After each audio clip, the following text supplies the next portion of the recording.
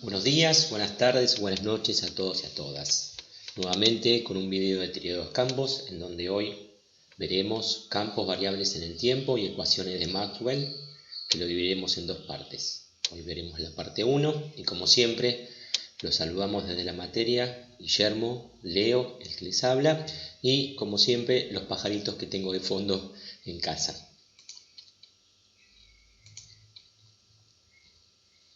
El contenido de estas dos partes, de la parte 1 y parte 2, correspondientes a campos variables en el tiempo, nos va a llevar a recorrer los siguientes tópicos. El primero va a ser todo relacionado con la ley de inducción electromagnética o ley de Faraday. El segundo será la introducción del concepto de corriente de desplazamiento, para así poder llegar a completar las ecuaciones de Maxwell. Luego veremos un tipo de campos electromagnéticos en particular, que serán los que varían armónicamente con el tiempo, es decir, los que tienen variación senoidal o cosenoidal. Y por último introduciremos los conceptos de efecto pelicular, de proximidad, corrientes parásitas. Arranquemos por el primer tema, que es el de inducción electromagnética. Y hagamos un poco de repaso de lo que es Física 1 y Mecánica Técnica, en donde vamos a hablar de los sistemas de referencias inerciales. Si recordamos, los sistemas de referencias inerciales son aquellos sistemas en los cuales se cumple el principio de inercia, o primera ley de Newton, donde un cuerpo sobre el cual no actúa ninguna fuerza permanece en reposo o en movimiento rectilíneo uniforme. Es decir, que todos los sistemas inerciales se mueven uno respecto a otros con velocidad constante y son indistinguibles entre sí. Bajo esta premisa, veamos para partículas que se mueven con velocidades mucho menor a la velocidad de la luz, podemos trabajar en sistemas inerciales con las transformaciones de Galileo, vistas tanto en Física 1, repito, como en Mecánica Técnica. Con lo cual, comencemos para ver las transformaciones de la posición y el tiempo a través de las transformaciones de Galileo. Sean dos sistemas inerciales, uno no primado y otro primado, en los cuales el segundo sistema primado se va a mover con una cierta velocidad constante con respecto al primero. Como los sistemas inerciales se mueven todos con velocidad constante, podemos, para hacer más sencillo el tratamiento, hacer que uno de los dos sistemas se mueva con una velocidad v, que será la diferencia de velocidades entre ambos sistemas, haciendo que el sistema no primado lo consideramos como el sistema de laboratorio o el referencial nuestro, que está en posición estática relativa a nosotros con velocidad 0, y toda la velocidad se la asignamos al segundo sistema, y para mayor simplicidad vamos a asignársela solamente al eje X, o sea que ambos sistemas se van a desplazar uno con respecto al otro con una velocidad v sub x. Bajo estas consideraciones podemos plantear que, como ya se ha visto en las materias que les comenté, que la posición x' en el sistema en movimiento relativo con respecto al sistema no primado va a ser la posición en el sistema estático menos la velocidad por el tiempo. Como el desplazamiento relativo de un sistema al otro se hace con respecto al eje X, las coordenadas Y y Z permanecen constantes en ambos sistemas, y bajo las transformaciones de Galileo el tiempo también es absoluto, es invariante frente a diferentes sistemas inerciales. Continuando con las transformaciones de Galileo, veamos en este caso cómo se transforman las velocidades. Es el conocido por nosotros teorema de adición de velocidades. Nuevamente, si nosotros tenemos una partícula que se mueve con una velocidad v en el sistema del laboratorio o estático, queremos saber cuánto va a valer esa velocidad vista desde el sistema primado. Bien, comencemos por ver los valores de la velocidad según y según x y según z, disculpen, como la posición y' coincide con la posición y, sus derivadas temporales van a coincidir también, es decir que la velocidad' y va a ser igual a la velocidad y, en este caso va a ser igual a 0 en ambos sistemas. Mientras que en z va a pasar exactamente lo mismo. En x, la derivada de x' con respecto a t, ya que x' la transformamos al sistema estático, nos va a quedar como x menos b por t. Si hacemos esta derivada, nos va a quedar que es la derivada de la resta, es la derivada de x con respecto a t, que es b sub x, menos la derivada de b por t con respecto a t, que nos va a dar la constante b. Quiere decir que, según el teorema de adición de velocidades, b'x va a ser igual a bx menos b. ¿Qué pasa ahora si transformamos la aceleración? En este caso, si hacemos la derivada de b'x' con respecto a t y reemplazamos b'x' por lo hallado recién como bx menos b, veremos que es la derivada de bx con respecto a t, que es la aceleración x, menos la derivada de una constante con respecto al tiempo, que es 0. Quiere decir que ambos sistemas inerciales ven la misma aceleración, y esto va a ocurrir lo mismo con y y con z. Es decir que la aceleración, como ya fue el tiempo, que por definición lo establecimos de esa manera, es absoluta o lo que se denomina invariante para cualquier observador inercial. Es indistinguible desde el punto de vista de aceleración saber en qué sistema estoy, ya que la aceleración para todos los sistemas es la misma. Visto esto, veamos ahora cómo es una transformación galileana de campos eléctricos y magnéticos. Planteemos dos sistemas, uno en reposo relativo con respecto a otro que se está moviendo con una velocidad v, y en donde tenemos una partícula cargada Q0, en donde esta partícula va a tener desde el sistema de referencia en reposo un campo eléctrico y un campo magnético v, y va a tener una velocidad v, y en el sistema primado, que se está moviendo a una velocidad relativa v con respecto al sistema en reposo, va a tener campos eléctricos E', B' y una velocidad v' de movimiento, la partícula, de tal manera que podemos plantear lo siguiente. Si la aceleración es absoluta, por la segunda ley de Newton igual a fuerza igual a masa por aceleración, llegamos a la conclusión de que la fuerza también es un invariante para las transformaciones galileanas, es decir, todos los sistemas inerciales perciben la misma fuerza.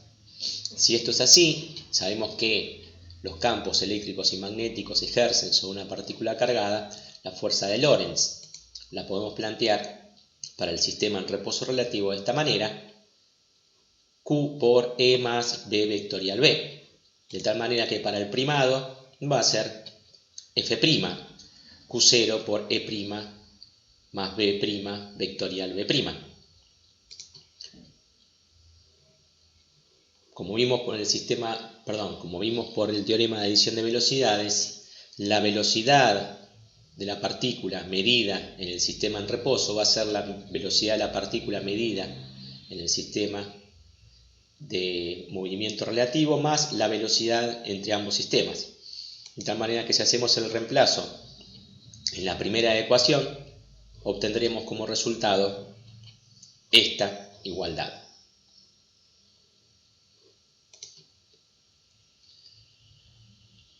Bien, retomemos la última expresión y vayamos al caso particular en donde la velocidad v' del sistema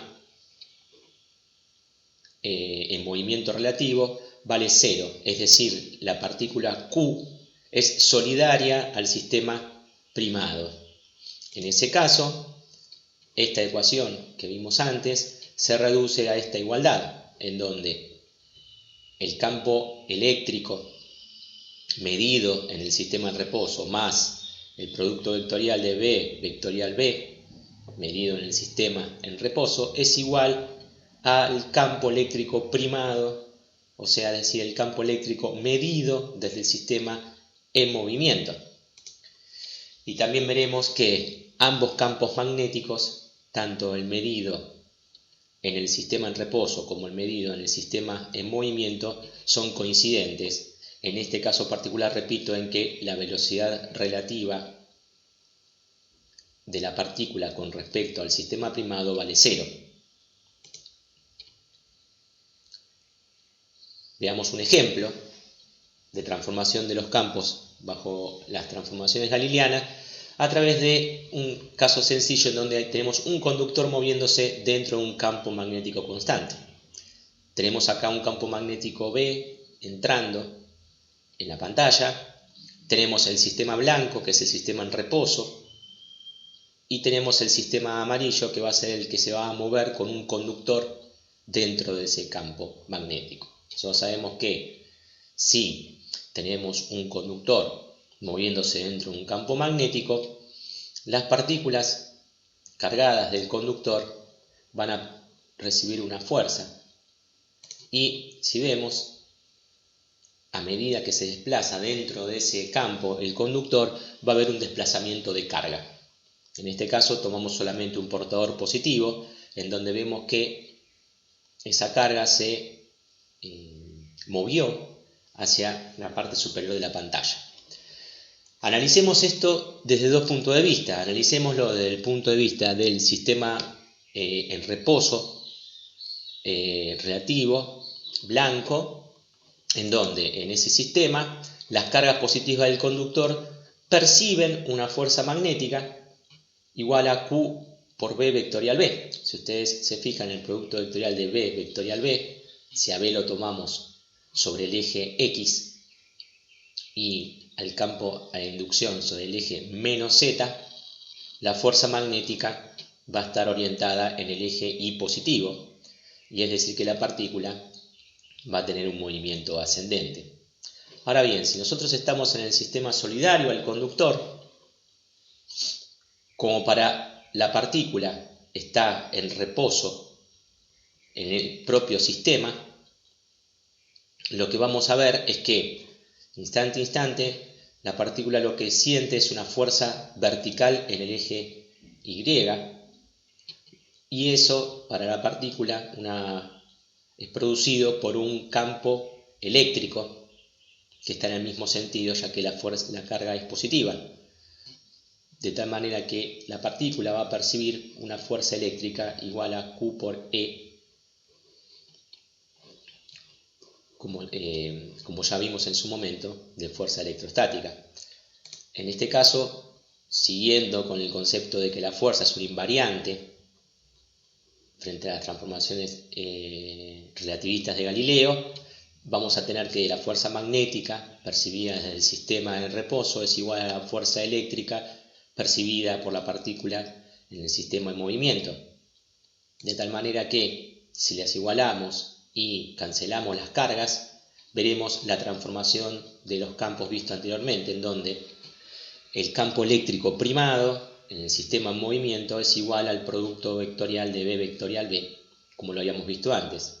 El término que falta es el campo eléctrico en el sistema en reposo, ya que habíamos comenzado el problema diciendo que ese campo era nulo.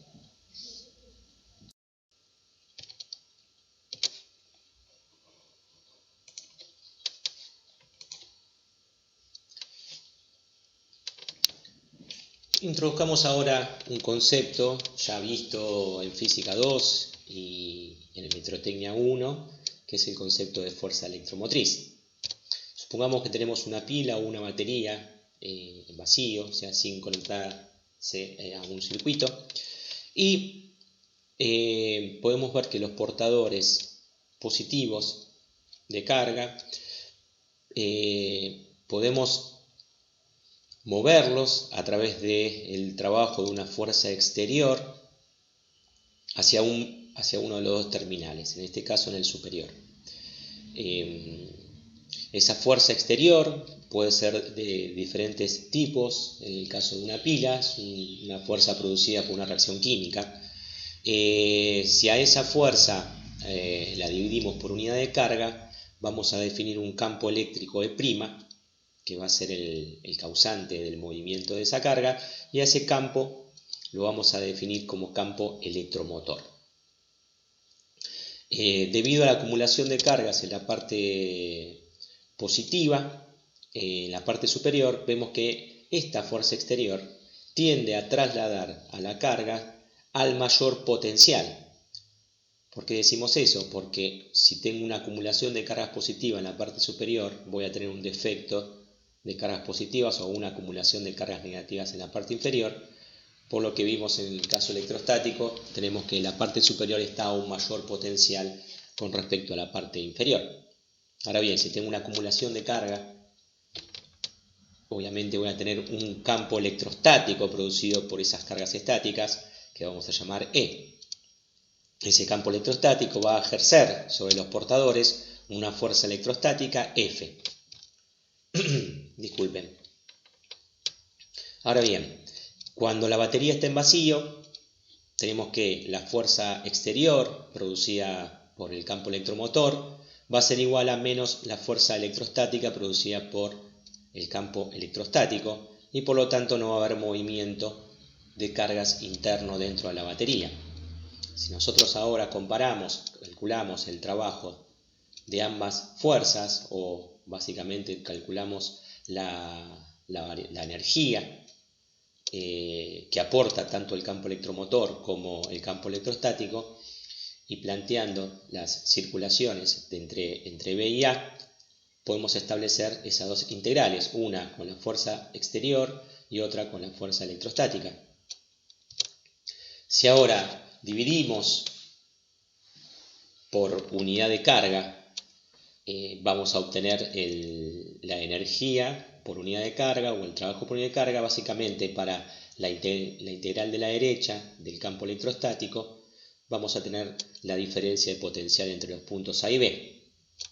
Si lo hacemos ahora con la integral que corresponde al campo electromotor, por definición vamos a definir que esa integral, la integral entre A y B, la vamos a definir fuerza electromotriz.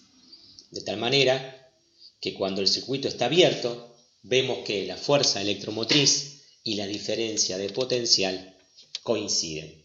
Acá hay que empezar a hacer una distinción que vamos a tener que tenerla en cuenta durante lo que resta del año, es que la fuerza electromotriz no es una diferencia de potencial, solo en algunos casos coinciden.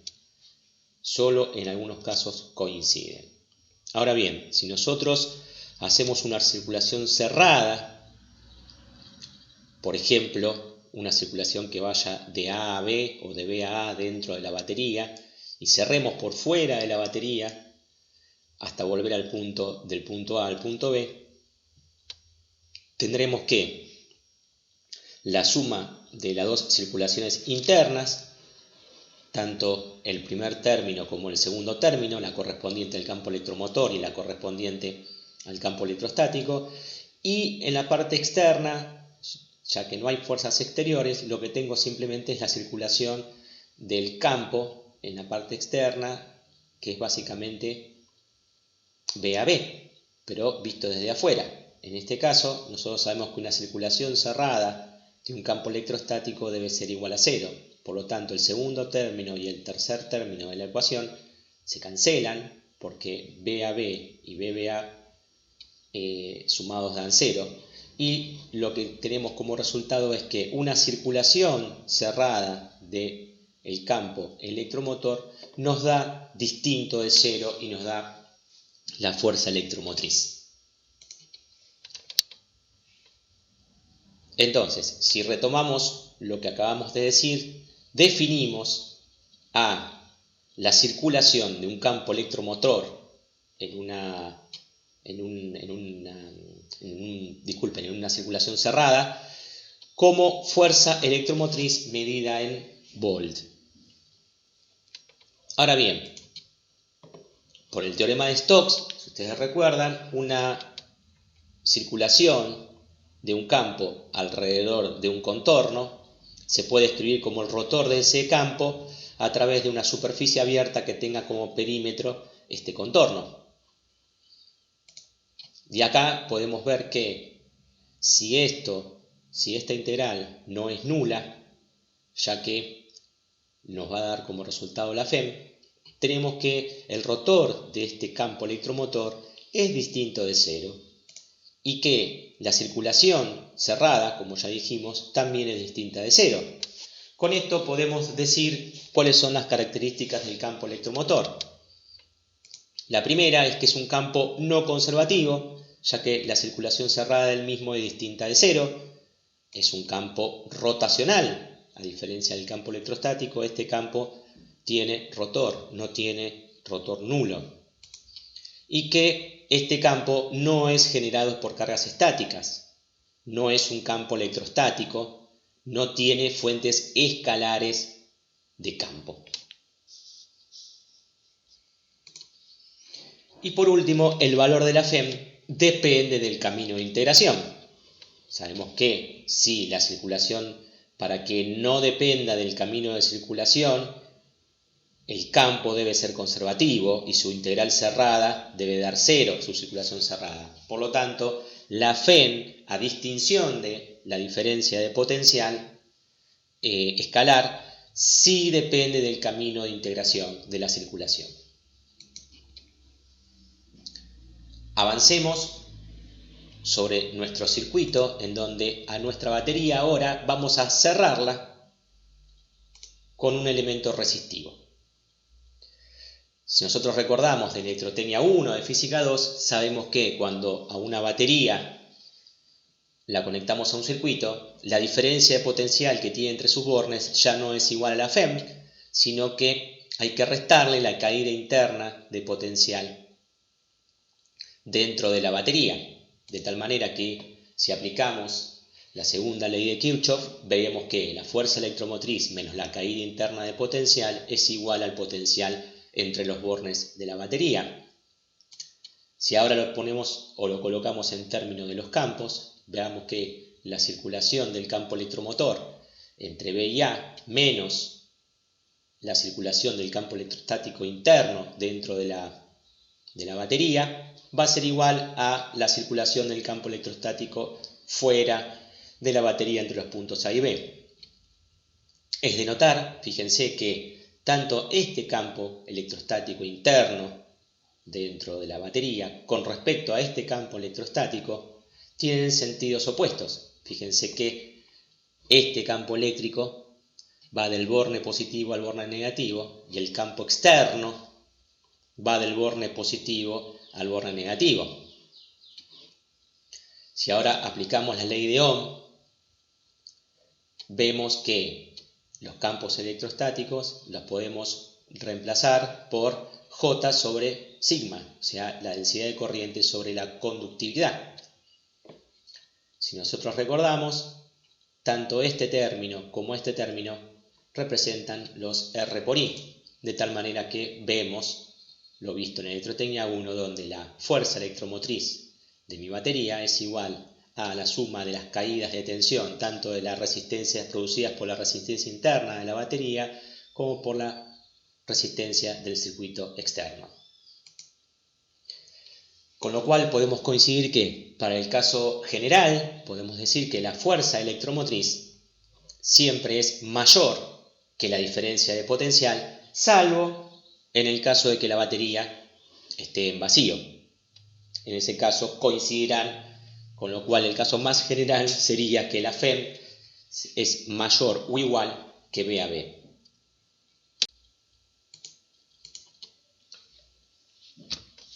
Bien, bajo las condiciones que ya vimos, los temas vistos hasta este momento en el video, podemos ya comenzar con el estudio de la ley de Faraday-Lenz. Hagamos un pequeño repaso de lo que vimos en Física 2. Si nosotros tenemos un imán moviéndose dentro de una espira conductora, vemos que cuando la velocidad relativa del imán con respecto a la espira no es nula, se induce una tensión o una fuerza electromotriz en el circuito. La ya conocida ley de Faraday-Lenz, fuerza electromotriz igual a menos el número de espiras por la derivada del flujo con respecto al tiempo. De esta manera podemos recordar el enunciado de la ley de Faraday, en donde la fuerza electromotriz en un circuito es proporcional a la variación del flujo concatenado en la superficie delimitada por dicho circuito. Y podemos recordar también la ley de Lenz, para hablar del signo menos, en donde nos dice que en todos los casos de inducción electromagnética, las fuerzas electromotrices inducidas tienen un sentido tal que las corrientes que producen son opuestas a la causa que la origina, y respetando así el principio de conservación de la energía. Bien, nosotros vimos que por definición la FEM era la circulación de un campo electromotor y podemos establecer que el flujo es la integral de B diferencial de S, de tal manera que podemos escribir la ley de Faraday de esta manera, que la circulación de un campo electromotor es igual a menos la derivada temporal de la integral de B diferencial de S.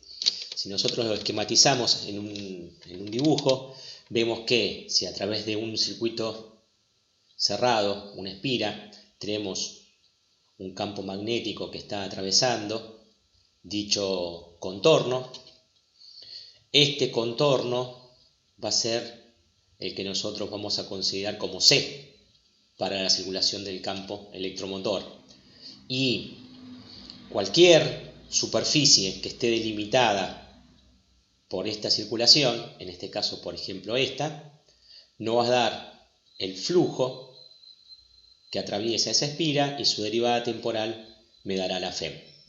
Fíjense que la FEM se produce en cada pedacito de circuito. Tengo una fuerza electromotriz por unidad de longitud, la tengo distribuida en toda la espira.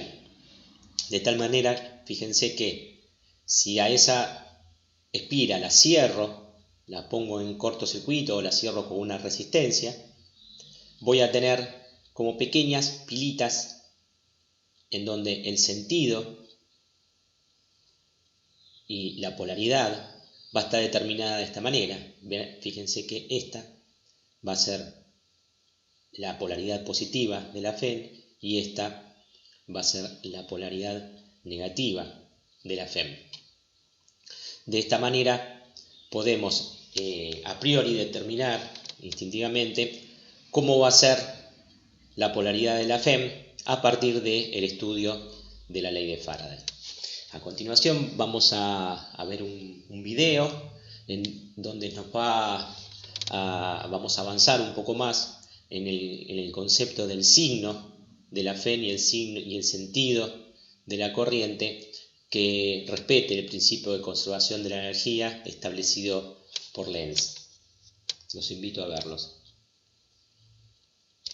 Aquí he dibujado un anillo cuadrado de un conductor. Digamos que es un alambre. Está estacionario y se encuentra en un campo magnético. Y he dibujado algunos vectores para representar este campo magnético. Y los pueden ver al menos en la superficie que está definida o contorneada por este alambre. Y vemos que el campo magnético luce constante. Tenemos este escenario, realmente no está pasando nada muy especial que digamos, pero se vuelve interesante si yo cambio el flujo que pasa por esta superficie. Estos otros dos dibujos muestran el mismo escenario en donde hemos incrementado el flujo. Si vemos estos puntos de nuestro campo magnético en este ejemplo, los vemos en los demás escenarios y estos vectores están más grandes. Hemos aumentado el flujo magnético. Hemos aumentado el flujo y el campo magnético se ha vuelto más fuerte. Vamos a escribirlo, el flujo, y aquí usamos la letra griega phi para denotar el flujo. El flujo del campo magnético, B, ha aumentado. Y sabemos, a partir de la ley de Faraday, que cuando tenemos un cambio en el flujo, nos va a inducir una corriente en el circuito o en este anillo. La pregunta interesante aquí es, ¿qué dirección va a tener esta corriente? Tenemos dos opciones. La corriente puede ir en sentido horario, como lo estoy dibujando aquí, o puede ir en sentido antihorario, como lo estoy dibujando aquí abajo. ¿Cuál de estos dos creen ustedes será la dirección que tome la corriente? Pensemos en ello. Sabemos que la corriente que va por un alambre por sí sola va a inducir un campo magnético, independientemente del campo magnético que ya tenemos aquí. Pensemos en qué tipo de campo magnético nos va a generar esta corriente dependiendo de la dirección. Si va en sentido antihorario, usamos la regla de la mano derecha. Tomo mi mano derecha, mi pulgar va a apuntar hacia la dirección de la corriente y los demás dedos de esa mano me van a indicar el sentido del campo magnético que genera esa corriente. Veamos, dibujo mi pulgar en dirección de la corriente y mis dedos me van a indicar hacia dónde iría el campo magnético. Esto lo hago con mi mano derecha, que más o menos dibujé así, y vemos que el campo magnético inducido tiene esta dirección. Y si tomáramos algunos puntos de muestreo de esta corriente inducida en nuestro anillo, se vería algo así. Y aquí lo dibujo solo en algunos puntos de muestreo que me interesan. Noten que estos se van a sumar al campo magnético que ya existe. Y esto ocasionaría que este flujo se incrementara aún más. Estos vectores se harían más grandes. ¿Y esto a su vez qué va a ocasionar? Bueno, si aumenta el flujo, pues la corriente también va a aumentar, que va a hacer que aumente el campo magnético, que a su vez va a incrementar el flujo y de nuevo me va a incrementar la corriente. Y tendremos este ciclo sin fin en donde la corriente va a incrementar el flujo y a su vez el flujo va a incrementar la corriente. Y tendríamos energía que aparentemente surge de la nada, lo que violaría la ley de la conservación de la energía. Así que esto no puede ocurrir. Así que con esto podemos descartar este escenario. La corriente no puede ir en sentido antihorario, pues la corriente inducida no nos puede incrementar o aumentar el flujo del campo magnético. Y por deducción, podemos darnos cuenta que lo que va a ocurrir es el escenario de arriba. Veamos qué pasa aquí. Hacemos de nuevo nuestra regla de la mano derecha. Nuestro pulgar va a indicar la dirección de la corriente inducida. Nuestros dedos van a indicar el sentido del campo magnético asociado a esta corriente. Y vemos que si hacemos esto, el campo magnético que esta corriente induce va a decrementar el flujo que tenemos aquí. Esta corriente produce un flujo magnético que va en sentido contrario del campo magnético que ya tengo aquí. Y cuando la corriente pasa por acá, de nuevo usamos nuestra regla de la mano derecha. El pulgar indica el sentido de la corriente, que aquí es en sentido horario. Aquí también nuestros dedos se van a curvar hacia abajo. Y de nuevo, si vemos la superficie, va a inducir un campo magnético que va en esta dirección hacia abajo. El campo magnético inducido por la corriente inducida va a ir en sentido contrario al del flujo original, lo cual tiene sentido ya que esto evita que entremos en un ciclo infinito de aumento de energía, en el que nuestra corriente va a aumentar cada vez más y a su vez nos va a inducir mayor campo magnético, que seguiría aumentando cada vez más. Esta idea de que la orientación de la corriente que es inducida por este campo va a su vez producir un campo magnético que va a contrarrestar el campo magnético original. Y a esto le llamamos la ley de Lenz. Y nuevamente, si esto no se cumpliera, tendríamos una violación a la ley de la conservación de la energía. Así que en general, cuando alguien diga que este es el cambio de flujo que está ocurriendo en esta dirección, si nos preguntamos en qué sentido viaja la corriente, simplemente tenemos que pensar en qué tipo de campo magnético va a contrarrestar el flujo original. Así que si aumenta el flujo magnético, el campo magnético inducido por la corriente inducida va a ir en el sentido opuesto y hará que el flujo disminuya. En el caso de que el flujo esté disminuyendo, entonces el campo magnético inducido por la corriente inducida hará que el flujo disminuya menos o se sumará al flujo. Haremos un primer estudio de la fuerza electromotriz inducida en un circuito para sistemas en reposo. Veremos más adelante en este video, en la parte 2, que las ecuaciones de Maxwell sirven o se utilizan para sistemas en reposo. Analicemos la ley de Faraday para un sistema en reposo y recordemos la igualdad a la que hemos llegado, en donde la circulación del campo electromotor era igual a la variación del flujo con respecto al tiempo que atravesaba el perímetro delimitado por el contorno de la circulación. Si aplicamos nuevamente el teorema de Stokes, podemos transformar la integral, la circulación cerrada del campo electromotor por el flujo del rotor de dicho campo a través de la superficie,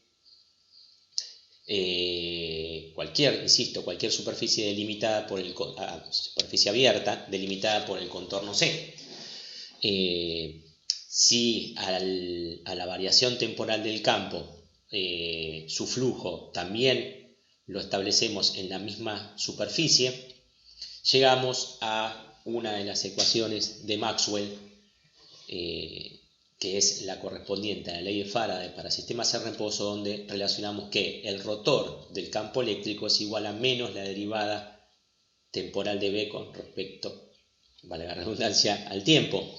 Fíjense, algo interesante es que nosotros antes teníamos que el campo electrostático era irrotacional y sus fuentes eran escalares. Acá vemos que un campo E electromotor puede ser producido por la variación del campo magnético, su variación temporal, no variación espacial, su variación temporal.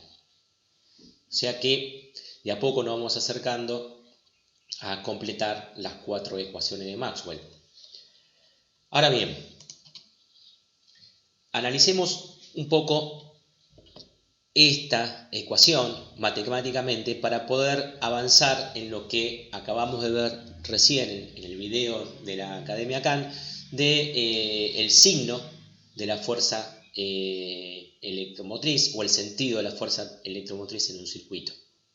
Fíjense, en la figura tenemos una curva que delimita una superficie abierta. Si a esa superficie la orientamos con su vector normal, definido por el vector diferencial de S', para tener esta orientación de la superficie define una circulación positiva de diferencial de L de esta manera. Si ustedes se fijan, para poder determinar la circulación positiva dada una orientación de una superficie, aplicamos la regla de la mano derecha, en donde con el pulgar colocamos en el sentido del vector diferencial de S y los otros dedos me dan el sentido de circulación del diferencial de L. Dicho esto, hagamos atravesar a dicha superficie por un campo B, que en un instante t tiene estos valores, y en un instante t más diferencial de t se produce un incremento del vector B por un diferencial de B. Entonces, como el diferencial de B tiende a hacer crecer a B, la circulación del campo debe ser tal que genere una fuerza electromotriz que se oponga al aumento del flujo, por lo visto anteriormente. Entonces, ¿con esto qué queremos decir? Si nosotros nos fijamos, para que la corriente que se induciría en esa espira haga decrecer el flujo, o sea, oponerse al crecimiento que está teniendo en estos momentos, nuevamente abrazando al circuito, necesitamos ver que la corriente debería de circular en el sentido opuesto al diferencial de L para que se oponga al crecimiento de B. Es decir, mi fuerza electromotriz debería de tener este sentido. Si nosotros definimos que la fuerza electromotriz es la circulación de E diferencial de L, deberíamos de ver que para que la fuerza electromotriz tenga este sentido, E debería de tener este sentido. Y ahora vamos a verlo en mayor detalle. Fíjense lo siguiente. Como la derivada temporal de B nos va a dar positiva porque B creció un instante de tiempo, nos va a dar que la variación temporal del flujo va a ser positiva. Pero como está antecedida por un signo menos, nos va a dar como resultado que la circulación del campo, es decir, la FEM, va a dar negativa. Para yo tener una circulación negativa, tengo que tener que el producto escalar me tiene que dar negativo. Como yo ya tengo definido el diferencial de L, para que el producto escalar me dé negativo, la componente tangencial del diferencial con respecto al diferencial de L tiene que ser opuesta, la componente tangencial del campo. Fíjense ustedes que si a este campo lo descomponemos en la componente tangencial y normal al diferencial de L, nos va a quedar en este sentido, y ese va a ser el sentido que va a tener la FEM. De esta manera podemos determinar el sentido de la FEM, pero en términos también de la determinación de cuál va a ser el sentido del campo electromotor. Bien, recién hablamos que la ley de Faraday o tercera ecuación de Maxwell se utilizaba o era válida para sistemas en reposo. ¿Qué pasa ahora cuando tengo sistemas en movimiento relativo, como los vistos en la primera parte en el caso de transformaciones de Galileo? Vamos a ver cómo se determina una fuerza electromotriz denominada cinética de movimiento. Para lo cual, volvamos al ejemplo de tener un conductor moviéndose con velocidad constante dentro de un campo magnético que no varía con el tiempo. Este campo magnético es estático, no varía con el tiempo. Si nosotros nos fijamos en un portador negativo dentro del conductor, a medida que el conductor se desplaza, va a percibir una fuerza magnética que lo va a hacer ir hacia la parte inferior del conductor. Quiere decir que voy a tener una acumulación de carga negativa en la parte inferior del conductor y una acumulación de cargas positivas en la parte superior del conductor. Es decir, que la fuerza que va a aparecer sobre los portadores negativos va a ser menos Q por B vectorial B. Recordando la transformación de campos entre sistemas inerciales y teniendo en cuenta que el campo eléctrico en el sistema en reposo es igual a 0, vemos que en el sistema, en el referencial solidario al movimiento del conductor, me va a quedar que E' va a ser igual a B vectorial B. Si nosotros ahora a esto podemos hacer una circulación de este campo alrededor de una línea cerrada, y nosotros sabemos que la circulación de E' diferencial de L es igual a la FEM inducida, y eso nos va a dar que la circulación desde el sistema de reposo del B vectorial B diferencial de L nos va a dar lo que se denomina la FEM de movimiento. Es lo que ya conocíamos de física 2 como B por B por L.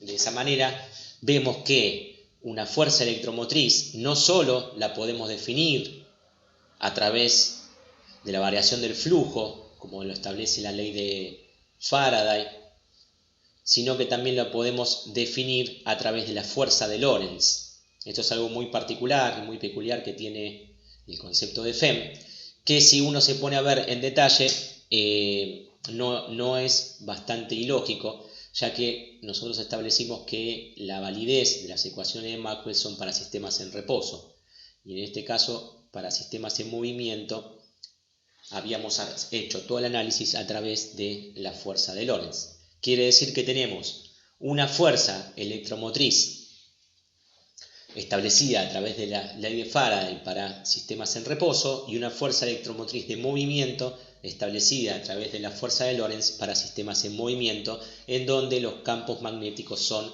invariantes con respecto al tiempo. Veamos ahora la expresión de la fuerza electromotriz en función de campos medidos en diferentes sistemas de referencia, unos moviéndose con velocidad constante relativa con respecto al otro.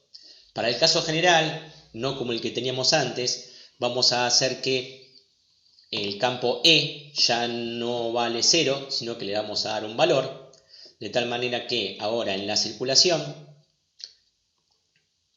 una cosa que no habíamos aclarado, la fuerza electromotriz, ya que viene de la circulación de una fuerza por unidad de carga,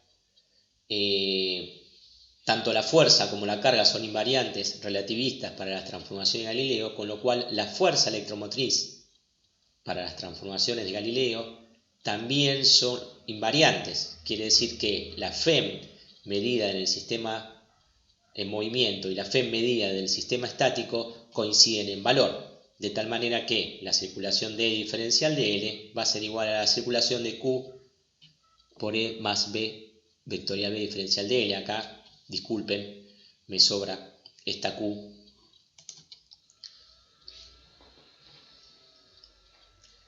Con lo cual, lo visto anteriormente, podemos definir una ley general y universal que sirva para cualquier sistema, ya sea en reposo o en movimiento, y ya sea con campos magnéticos estáticos o variables en el tiempo. Nosotros definimos a la ley de Faraday como E menos la derivada del flujo con respecto al tiempo, tomando para el caso de una espira de N1 vueltas. Y eso lo habíamos definido para el referencial el referencial en movimiento, el propio del sistema, lo habíamos definido como la circulación de E diferencial de L'. Ahora, recién vimos que por la transformación de los campos, esa misma FEM en el sistema estático, la definíamos de esta manera también. Ustedes fíjense que la expresión coloreada, la circulación de una suma, se puede realizar como dos circulaciones independientes, la suma de las circulaciones. A esta circulación, E diferencial de L, la podemos escribir por el teorema de Stokes como el rotor de E. Fíjense que este campo ya está medido del sistema de laboratorio, ya no es este campo E', que estaba medido en el sistema en movimiento, el sistema propio del circuito, y a esto obviamente lo volvemos a definir como menos la derivada de B con respecto a T, obviamente B medido desde el sistema en reposo, o sea, ambos B y E, ambos campos están vistos desde el sistema en reposo, de tal manera que podemos definir a una FEM, fíjense que es la FEM medida desde un sistema del reposo, como la suma de dos fuerzas electromotrices, una aportada por la variación temporal del campo magnético y otra aportada por el movimiento del circuito dentro de ese campo magnético.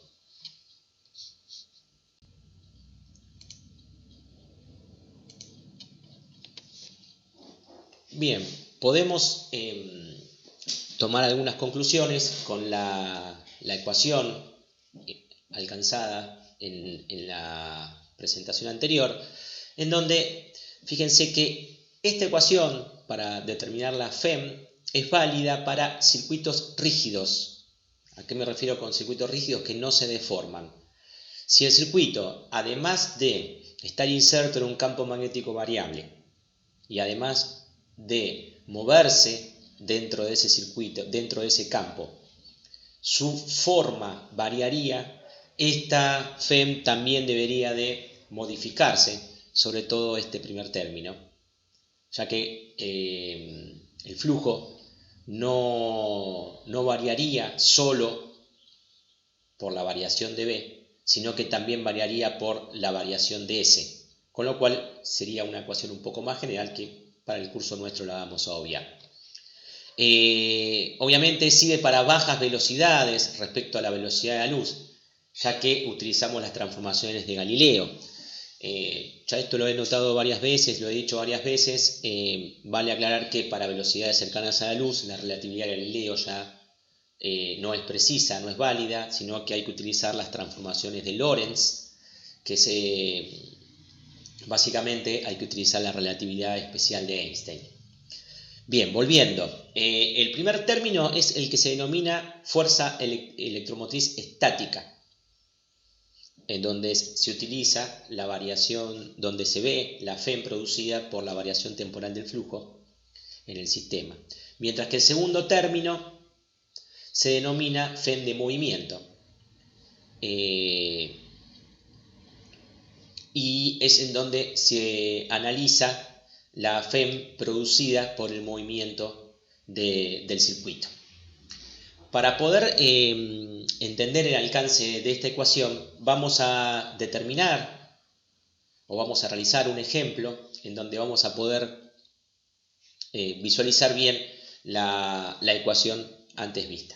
Entonces fíjense, como se muestra en la figura, hay una espira conductora planar, rota o abierta, rota, que gira, disculpen, está abierta y gira a una velocidad angular omega sobre el eje X, o sea, el eje X es el eje de rotación.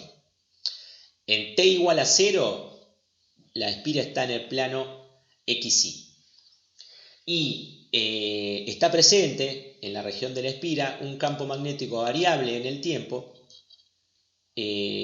orientado en el eje Z. Hay que hallar la FEM inducida utilizando, primero, la ley de Faraday, la fuerza electromotriz igual a menos la derivada del flujo con respecto al tiempo, y en segundo, la ecuación que acabamos de hallar, que es la ecuación general de la inducción electromagnética. Veamos que por ambos métodos nos tiene que dar exactamente lo mismo, y veamos cuál método también es más sencillo que otro desde el punto de vista matemático, para a futuro poder ver por qué camino seguir frente a la resolución de un problema. Entonces, determinemos ahora la FEM inducida a través de la ley de Faraday-Lenz. Si nosotros nos fijamos, lo que tendríamos que hacer para poder derivar es calcular el flujo primero. El flujo es B diferencial de S. Si lo ponemos en términos de coordenadas cartesianas, veremos que es B de t por el versor UZ, y el diferencial de S, vamos a tomar el diferencial de S, la superficie orientada en este sentido, como U sub n o A sub n. Si nos fijamos, este versor y el eje Z, o sea el versor correspondiente a Z, están relacionados por este ángulo alfa, que como la espira está rotando, en lugar de denominarlo alfa, lo vamos a determinar omega por t. Su producto escalar, en definitiva, nos va a dar el coseno de alfa o el coseno de omega t. Si nosotros reemplazamos eso, nos va a quedar que el flujo va a ser b de t, y resolviendo la integral de superficie nos da directamente el área definida por el contorno del circuito por el coseno de omega t. Si nosotros ahora a esta ecuación la derivamos para hallar la FEM, tenemos la derivada de un producto de funciones temporales. A es la constante, b de t es la primera función que depende del tiempo y la segunda es coseno omega t. Si aplicamos la derivada del producto, veremos que nos van a quedar dos términos en donde la FEM va a ser menos la derivada del campo magnético con respecto al tiempo, por el área, por el coseno omega t, más, ya que la derivada del coseno es negativa y con este signo menos se transforma en más, b de t por omega por a por seno de omega t. Ambos términos obviamente se miden en volt y este es el valor de la fuerza electromotriz inducida en esta espira determinada por el método A.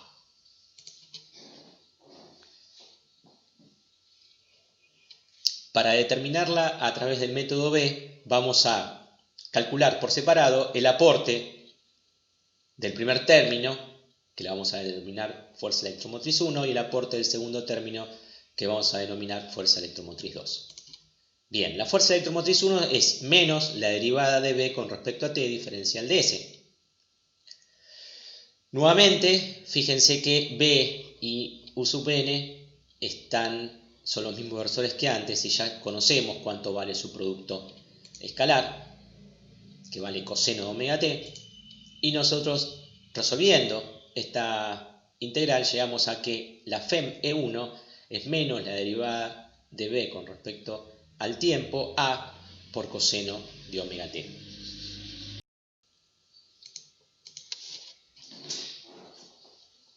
Calculemos ahora la fuerza electromotriz aportada por el segundo término, en donde vamos a hacer la circulación del producto vectorial de B vectorial B alrededor de este contorno. Vamos a definir primero a la velocidad B. La velocidad B, si nos recordamos de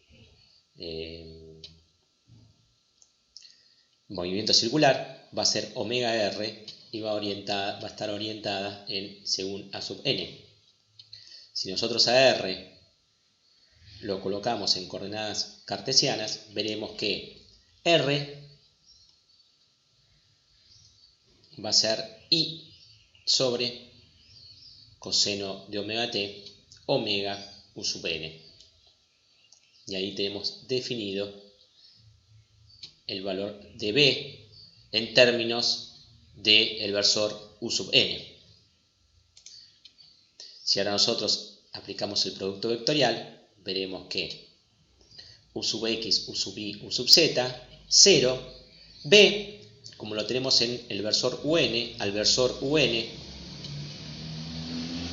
lo vamos a descomponer en el versor U sub i y en el versor U sub z, y nos va a quedar seno y coseno para esos dos versores, de tal manera que la velocidad según la componente i va a ser esta, y la velocidad según la componente z va a ser esta, y el campo magnético lo tenemos en la orientación z, por lo tanto será 0, 0, b de t.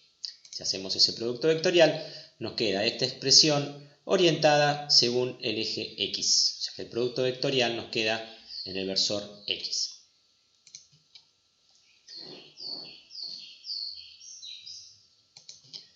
Bien, retomando lo último visto y sacando los valores que no dependen, que son constantes para la circulación, nos queda que la FEN2 va a ser un valor constante por la circulación de I en el versor X diferencial de L. Tema que tenemos que determinar que es diferencial de L. Para lo cual, en este caso, nos conviene transformar a través del teorema de Stokes esta circulación del vector I versor U sub X en un flujo del rotor de ese vector. Para lo cual, vamos a determinar una superficie, un diferencial de S, que va a estar orientado según U sub n, y a U sub n lo vamos a escribir en sus componentes cartesianas como menos U sub i por el seno de omega t más coseno de omega t según U sub z. De esa manera tengo en coordenadas cartesianas al diferencial de S. Primero resolvamos este rotor, en donde de manera muy sencilla va a ser ux sub y sub z, las derivadas parciales según las coordenadas, y solo tengo componente en ux. Fíjense que el resultado del rotor me termina dando simplemente menos el versor u sub z. Si yo reemplazo, vamos a ver que el producto escalar solo nos va a arrojar como resultado menos coseno de omega t, ya que va a ser las únicas componentes que coinciden en ambos vectores. De tal manera, fíjense que nos va a quedar de vuelta una constante adelante por la integral de superficie menos coseno omega t diferencial de S, coseno omega t constante, sale afuera de la integral, y me va a quedar la integral de superficie del diferencial de S, que no es ni más ni menos que el área de la espiral. Con esto como resultado y cancelando los cosenos de omega t, tenemos que el resultado final de la FEM de movimiento de sub 2 es omega a por b de t seno de omega t. Y si reemplazamos la FEM 1 y la FEM 2, nos queda exactamente lo mismo que nos había dado antes, primer término y el segundo término coincidentes con lo calculado por el método A.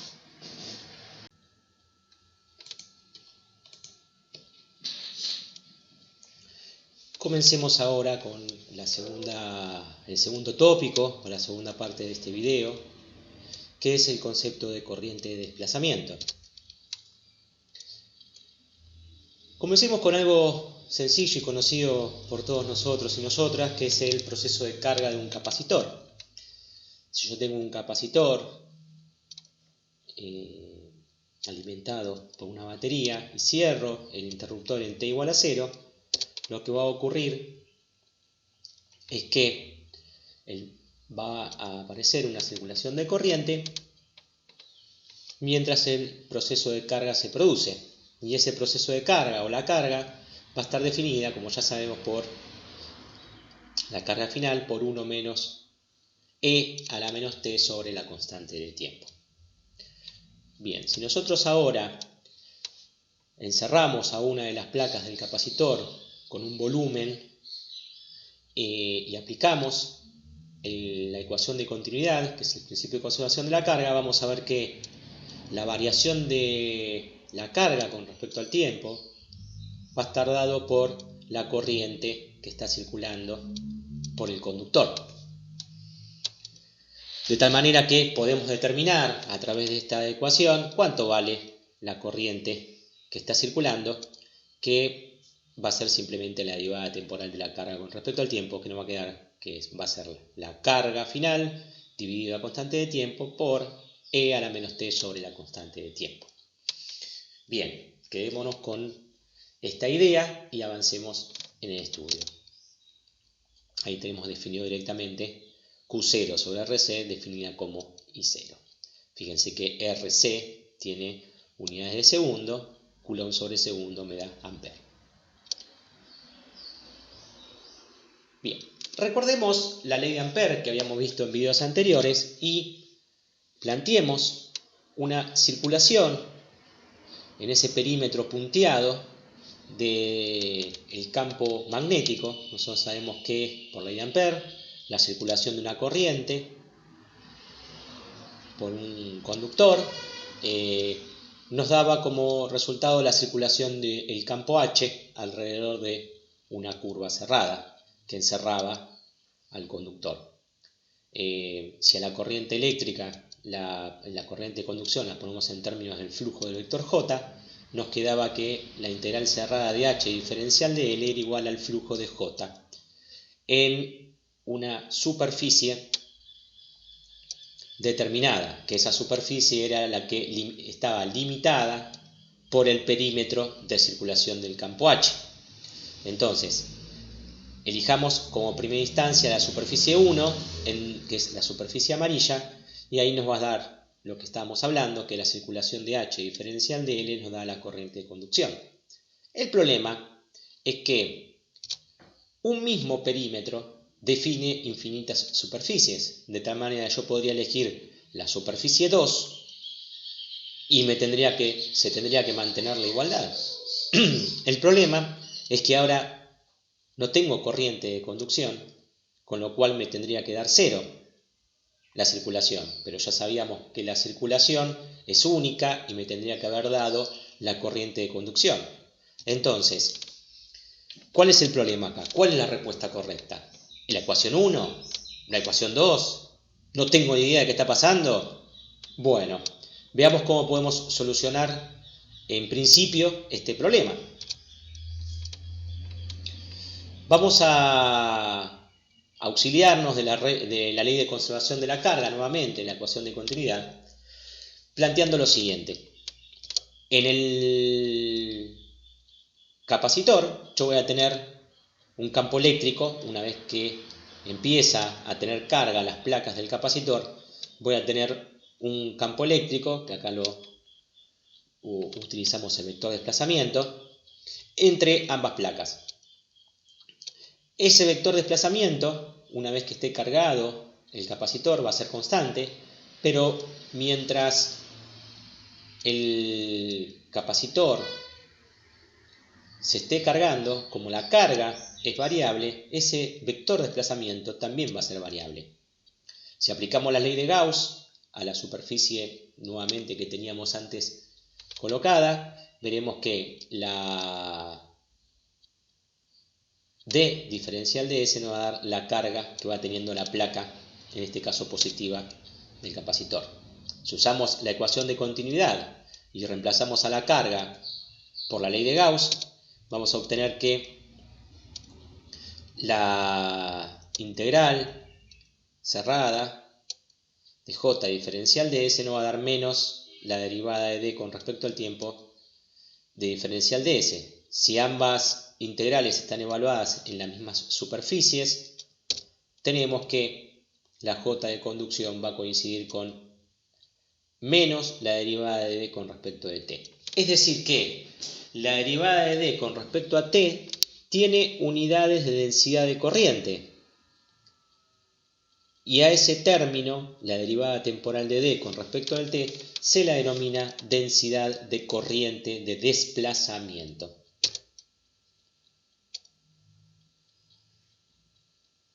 Si ahora nuevamente planteamos la primera circulación, ya sabíamos que el resultado era H diferencial de L igual a la corriente de conducción. Ahora, si planteamos la segunda superficie, vamos a ver que la circulación de H diferencial de L es igual al flujo de la densidad de corriente de desplazamiento. Es decir, la variación temporal del campo eléctrico está produciendo un campo magnético. Quédense con esa idea. De esta manera, corregimos la ley de Ampère y resolvemos el problema, y a esta ley, que es la cuarta y última ley que nos faltaba ver de Maxwell, es la denominada ley de Ampère-Maxwell. Esta ley y este término de corriente de desplazamiento fue introducido por James Clerk Maxwell y con él cerró la teoría electromagnética a través de sus 4 ecuaciones. En forma integral, ya la habíamos visto recién, es la suma de la corriente, del flujo de la corriente, de la densidad de corriente de conducción, más el flujo de la densidad de corriente de desplazamiento, y en forma diferencial, ya que por el teorema de Stokes la circulación cerrada de H la podemos reemplazar por el flujo del rotor de H. Como todas las integrales quedan evaluadas en la misma superficie, nos queda que el rotor de H es igual a la densidad de corriente de conducción más la derivada del vector de desplazamiento con respecto al tiempo. Fíjense, esta ecuación, lo importante que es que en ausencia de corrientes de conducción, yo puedo generar un campo magnético con la variación del campo eléctrico a través del tiempo. Si ustedes recuerdan la ley de Faraday, teníamos que la variación del campo magnético me generaba un campo eléctrico. Si ese campo eléctrico sigue variando en el tiempo, me vuelve a generar un campo magnético, y de esta manera logro acoplar el campo eléctrico y magnético y que se realimenten entre sí. Básicamente esta es la estructura de las ecuaciones de Maxwell cuando varían en el tiempo y en el espacio, y es la premisa que nos va a servir para, dentro de poco tiempo, ver la aparición de la onda electromagnética. Como dijimos, los campos magnéticos son producidos tanto por corriente de conducción como por campos eléctricos que varían en el tiempo.